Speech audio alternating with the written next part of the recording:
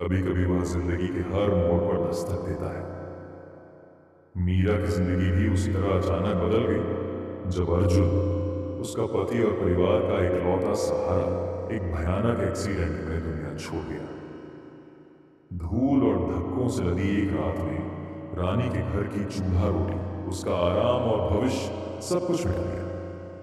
मायके में भी उसे पूरा समर्थन नहीं मिला। राजस्थान के पाली जिले के बाहरी इलाके में बसे एक छोटे से गांव में मीरा की जिंदगी शांति से बीत रही थी। वह और उसका पति अर्जुन गांव के साधारण दंपति थे। अर्जुन ट्रक चलाता था और मीरा घर संभालती थी।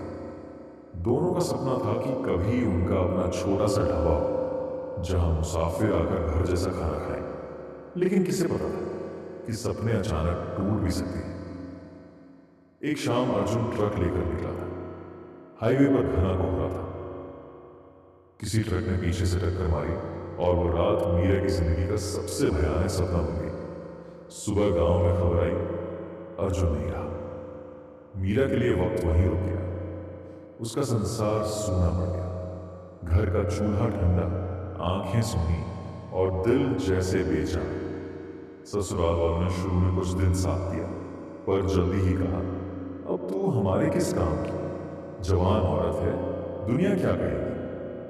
उन्होंने मीरा को घर से बाहर का रास्ता दिखा दिया। मायके लौटी तो वहां भी हालात कुछ बेहतर नहीं थे। भाई बोला, बहन, हम खुद रोज की मजदूरी से गुजारा करते हैं, अब तुझे कहां रखी? मीरा ने उसकी आंखों में मजबूरी पड़ ली। वह समझ चुकी थी अब कोई सहारा नहीं है, उसे खुद ही अपनी राह बनानी होगी। रात को जब सब सो गए, मीरा ने अपने दिल से एक वादा किया, अब मैं किसी की रहम पर नहीं, अपनी मेहनत पर झुकी। उसने अर्जुन की पुरानी नोटबुक निकाली।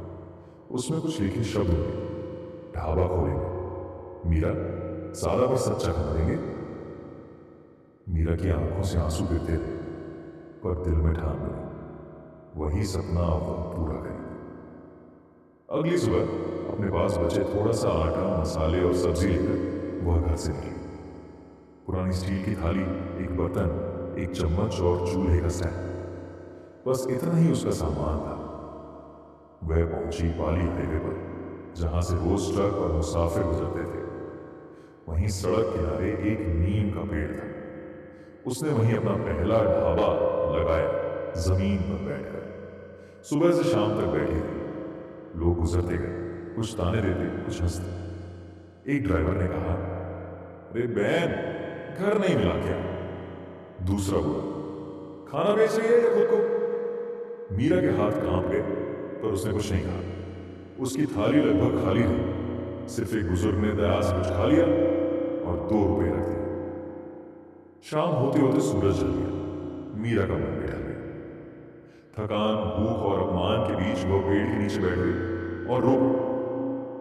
वो सोचती थी, क्या अकेली औरत का मेहनत करना भी गुनाह है? लेकिन जब आसमान में तारे चमकने लगे, वहीं कहीं से उम्मीद की एक किरण आई। एक ट्रक धीरे से उतरा। ड्राइवर था, लंबा थका हुआ चेहरा, पर आंखों में सच्चाई। वह था वीर। उसने बिना कुछ कहे मीरा की थाली से खाना लिया, आराम से खाया और पैसे रखते हुए कहा, बहन, मेहनत करने वाले की सुनता भगवान जरूर है। वो कुछ ही शब्द थे, पर मीरा के भीतर एक नई ताकत भर गई। उसने तय किया, कल फिर से आएगी।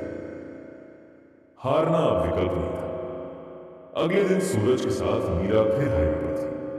उसने खाना थोड़ा बेहतर बनाया और जो भी बचा अगले दिन के लिए बचाने की जुगत लग गई। अब वह सिर्फ खाना नहीं बेच रही थी, वह अपने आत्मसम्मान की नींव रख रही थी। वह ना नहीं जानती थी कि यही छोटा सा कदम एक दिन मीरा ढाबा नाम की मिसाल बन जाएगा। अगली सुबह राजस्थान की लाल मिट्टी पर सूरज की पहली किरण पड़ी तो मीरा पहले से ही अपने छोटे से चूल्हे के पास बैठी थी। उसके माथे पर हल्की पसीने की बूंदें थी, पर आंखों में रात से निकली ढान झलक रही थी। वह जान चुकी थी कि अब जिंदगी उसे गिराने के लिए नहीं, परखने के लिए आगे बढ़ेगी। वह सावधानी से पूरी बेल रही थी। हाथों में सादगी और आत्मविश्वास दोनों साथ। आसपास गुजरते लोग अब उसे गौर से देखने लगे थे। कुछ के चेहरे पर ताज्जुब था, कुछ के चेहरे पर हंसी, पर मीरा किसी की निगाह से नहीं टूटी। दोपहर तक कुछ लोग खाने रुके। शुरू में बस 2 थालियां बिकी, फिर एक ट्रक ड्राइवर आया, वही वीर। उसने मुस्कुराकर कहा, आज खाना पहले से अच्छा लग रहा है। मीरा ने हल्की मुस्कान दी। कल रात मैंने तय किया कि अब शिकायत नहीं, सिर्फ मेहनत हो। वीर ने खाना खाया और बोला, अगर तुम चाहो तो मैं अपने कुछ साथियों से कह दूं, तुम्हारे यहां से ही खाना खाया करेंगे। रोज सड़क पर अच्छे खाने की तलाश रहती है। मीरा ने सिर झुकाकर कहा, जरूर, पर खाने का दाम सबके लिए बराबर रहेगा। वीर हंसा। बस यही बात तो दिल को छू गई।